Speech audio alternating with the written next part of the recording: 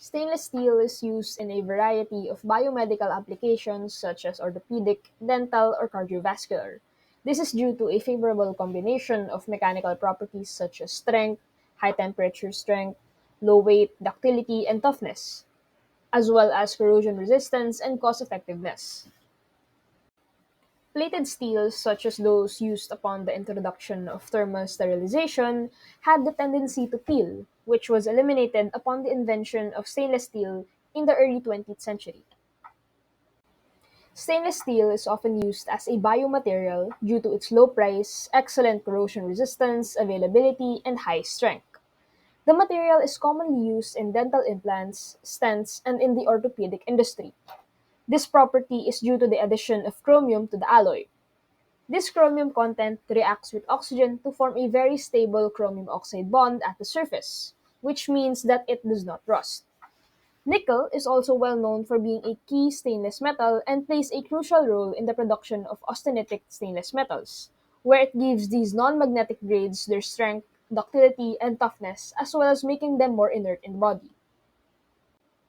While nickel and chromium do have negative effects, such as being a common allergen and carcinogen, this depends on the form in which the material is used.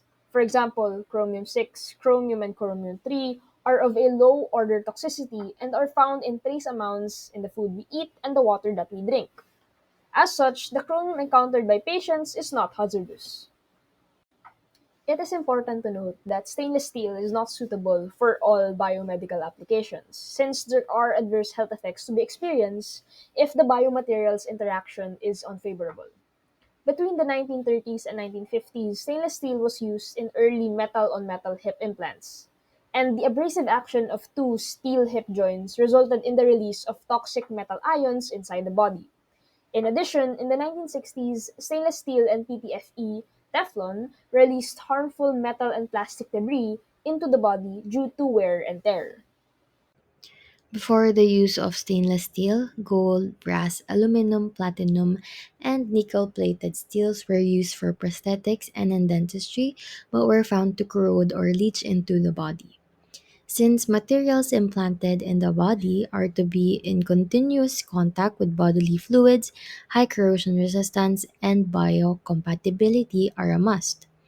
The materials also need to be non toxic and non carcinogenic, since the materials might need to withstand the heavy loads and strains, such those experienced by a joint prosthesis.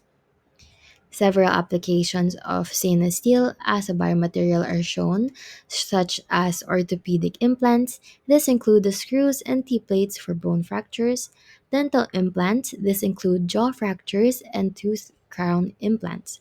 Cardiovascular implants include stents used in angioplasty, and also the housing of the artificial heart valve can be made from stainless steel. And lastly, stainless steel can also be used in other applications like in wires used in orthosurgeries and surgical instruments. For a stainless steel to be a biomaterial, there should be regulatory considerations. First, the standards and regulations for biomaterials.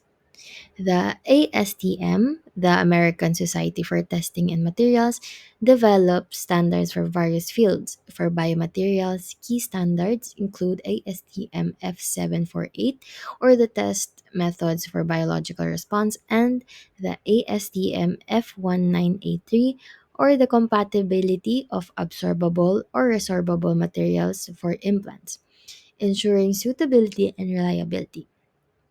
Secondly, testing and approval process.